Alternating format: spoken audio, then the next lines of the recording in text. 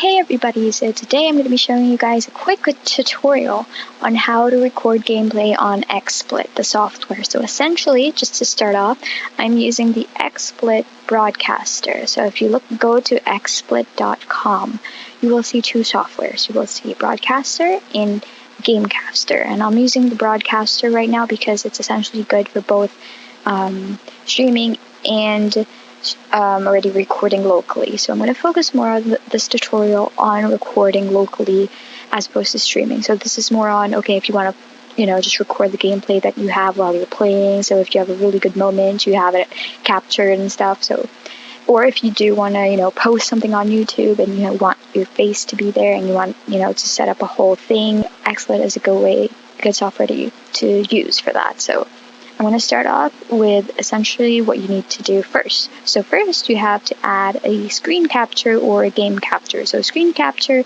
you can basically capture your any window that you choose. Basically just hover over the screen and just you basically capture it. So let's say I want, for example, you're seeing right now only a portion of my desktop. You're not seeing my icons because I chose screen capture and it's only capturing a part of my screen. So essentially it's the same thing. You can actually capture your whole screen if you want. All you have to do is choose your whole screen.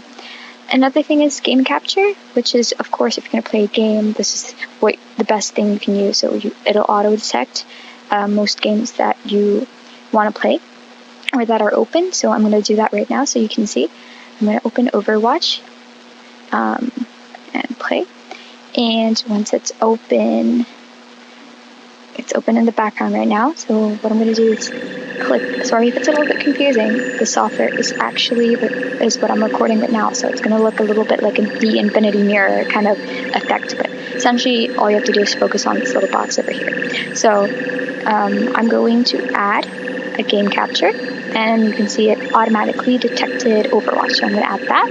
And now this little screen over here, I don't know if you can see that. So the little screen over here already detected it. So now all you can do is resize your screen, and you will see that once I resize this, it'll cover up the entirety of this recording. So basically this is what you want to happen when you're recording your game. So there you go. Now you have your whole Overwatch game in front, and this is just me dragging on the corners of the screen, on the picture, or of the recording, just like how you would with any picture or image on Photoshop or PowerPoint or Microsoft Word. So essentially just dragging it. So there you have your Overwatch already.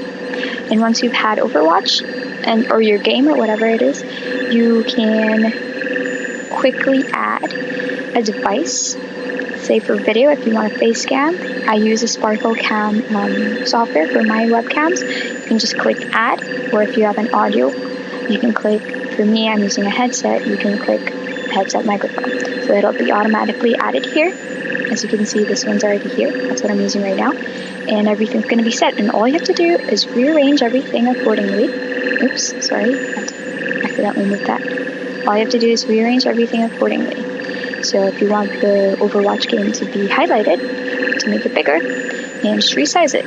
And then for the face cam, so I'm scrolling down over here, let's say I'll add a webcam. So video, Sparkle Cam, video source. And since I don't have my webcam right now, it's going to look like that. But you just resize it. Let's say you want it on the top left corner. You already have that. And you have your game. I moved that by accident again. So you already have both, and you're pretty much set. You may also notice that some layers, like the Overwatch game over here, is actually underneath the camera. But, we want that to be like that because we want our face to be seen if we're going to record that.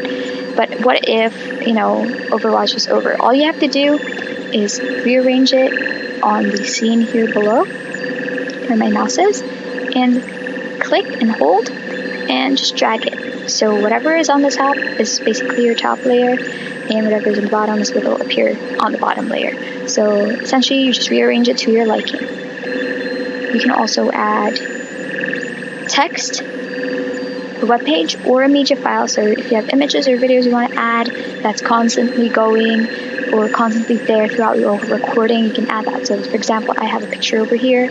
I'll add that here. So let's pretend this is a logo. I'll put it over here. So you have that already. So if you have a logo, it's already set there. And you can, the great thing about Xplit that I find is different from other recording softwares is the amount of customizability that you have with each layer that you have. So let's say this is my game and pretend like it's on full screen already and that I have my face cam. Some of the streamers you will see have custom face cam settings. So you'll see some of them have shapes, some of them have, green screen. All you have to do that, to achieve that kind of thing here, is to right click on the source, which is your webcam, and you will automatically see all the things you can do. So you can change the color, brightness, so you see it's already applying. Chroma key, if you do have a green screen, key color is green. The layout, you can change you can flip it, rotate it if need be. You can also add effects, like again for the shapes, like I mentioned. So it can be a circle, can be like a diamond shape. The opacity can be a little bit lower if you want it a little bit transparent. You can add a shadow if you want and all that stuff. So it's very customizable and it's really cool that way. So let's say you want it to look like this. So now you have it on the upper left hand corner and you have your face there already and you already have your game here, and let's pretend it's on full screen already. You're already set to go. So all you have to do is record it. So now you have to click outputs and start local recording. It shows stop right now because of course I'm recording it as of the moment. And during your recording you can pause or stop it. And that's basically all you have to know to record a basic gameplay. Basically. And just to, for other minor details, is if you want to remove it, you can just click remove. It's fairly common sense and it's easy to find out once you've mastered the basics. So another thing that I want to point out that's an interesting feature here is the scenes. So let's say that for Overwatch I only want a specific setup or layout of my actual window.